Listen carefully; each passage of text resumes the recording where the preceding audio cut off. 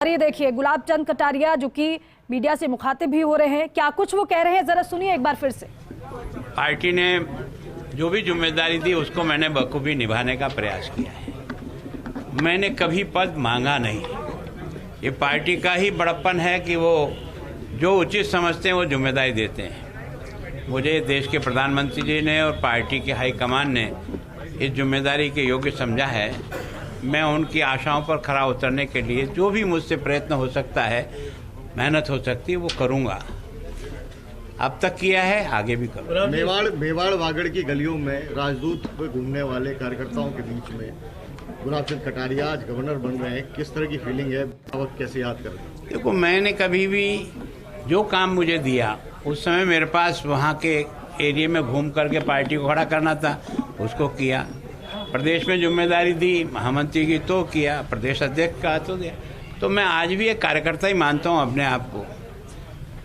High command ने और देश के प्रधानमंत्री जी ने मुझे इस लायक समझा कि मैं वहाँ ये काम करूँ, तो मैं पूरी मेहनत से और ईमानदारी से उस काम को अच्छे से अच्छे ढंग से करने का प्रयत्न करूँ। जिस राज्य की आपको जिम्मेदारी मिली है, बांग्लादेश सीमावर्ती राज्य है, दो राज्यों के बीच में आपसी घमासान चलता रहता है, आसाम और मेघालय के बीच में, किस तरह से देख रहे हैं? देखो, हमारे दिमाग में कोई धमाल नहीं रहती है। हमारे दिमाग में केवल देश रहता है।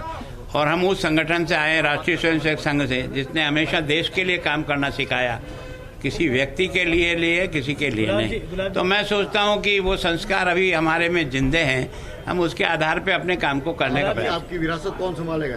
नहीं, हमारी विरासत, पार्टी में विरासत हमारे यहाँ भगवान की कृपा है कि हमने हजारों कार्यकर्ताओं के आधार पे बनी हुई पार्टी है। एक नेता के आधार पे बनी हुई पार्टी नहीं है। ये सवाल इसलिए महत्वपूर्ण है कि सालों से गुलाब चंद कटारिया का सूरज उदयपुर में उदय होता रहा है। अब उस सूरज कभी अस्त नहीं हुआ, कोई आपको हरा नहीं पाया। नहीं, देखो, अस्त और उदय का सवाल नहीं है। पार्टी के कार्यकर्ताओं को जनता का आशीर्वाद है कि मुझे से साधारण आदमी को भी वो पूरी मेहनत करके जिताते हैं। और मैं जो जीता हूँ वो जनता के आशीर्वाद से जीता हूँ।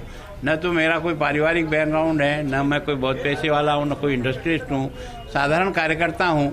तो जिसने एक साधारण कार्यकर्ता को इतना बड़ा कार्यकर्ता बनाया है, तो मेरी तो उनका कर्जा चुकाने की जितना जीवन में कर सकता हूँ करूँगा। और उनके मन को भी हमेशा इस बात का एहसास कराऊँगा कि आपने जिसको पाल पोस के बड़ा किया है, उसने आपका मान और सम्मान आगे से आगे बढ़ाने का प्रयास। विधानसभा के कार्यकाल को, नेता प्रतिपक्ष के कार्यकाल को कैसे देखते हैं? देखो, मैंने मेरी मेहनत करके जो कुछ मैं कर सकता था, जितनी मेरी बुद्धि है और जितनी मेरी क्षमता करने का प्रयास किया है। ये निर्णय तो आप मीडिया और राजस्थान के वासी ही करें कि मैं उसमें कितना सफल हुआ कि नहीं हुआ। बहुत अच्छे प्रोग्राम इस बार हमको देखने को मिले। असेंबली के अंदर कई बड़े सेमिनार्स हुए। देखो, निश्चित रूप से ये श्रेय तो जाता है स्पीकर साहब को कि उन्होंने इनोवेशन किए हैं, अच्छे अच्छे कार्यक्रम करके विधानसभा के सदस्यों को भी उसके जोड़ने का प्रयास किया। तो मैं सोचता हूं कि ये सौभाग्य है राजस्थान विधानसभा का कि देश की बड़ी बड़ी डिग्निटी आकर के विभिन्न कार्यक्रमों में शरीक हुई। तो उससे राजस्थान की विधानसभा का मान बढ़ा, राजस्थान का भी मान बढ़ा। और उसमें एक सहयोगी हिस्सेदार हम भी थे। जितना हम कर सकते थे हमने भी करने का प्रयास। मेवाड़ की राजनीति से आप दोनों निकले हैं, speaker doctor CP Joshi, Gulab Chand Kataria. अब दो दोस्त भी कहे जाते हैं राजनीति से परे, अब एक विदा होगी। देखो, क्या है कि मेवाड़ का जो कुछ भी भविष्य है, मुझे जो लगता है भगवान एकलिंगनाथ को हमने इस गद्दी का मालिक बनाया है। शायद दुनिया में कहीं भी ऐसा नहीं होगा कि वहाँ का राज परिवार स्वयं मालिक नहीं हो। पर मेवाड़ की ये पता नहीं किसने परिपाटी शुरू की कि हमने भगवान एकलिंगनाथ को ही राज सिंहासन पर बिठाया और उसका काम करने वाले सब उनके एक तरह से सहयोगी के रूप में रहे। तो मेवाड़ ने ऐसा इतिहास रचा जिसकी शायद कल्पना भी कोई नहीं कर सकता। वहाँ तो एक जानवर रहना, चेटक भी इतना बड़ा पुरुषार्थ करके जाता है जो वास्तव में दुनिया को देखने लायक है। तो यहाँ के हर छोटे छोटे व्यक्ति ने भी देश के लिए जीना और देश के लिए मरने का जो संकल्प लिया है। पन्ना दास जैसी एक सामान्य सी महिला, कोई पढ़ी लिखी नहीं, किस प्रकार का बलिदान करती है। ये सब कैसे?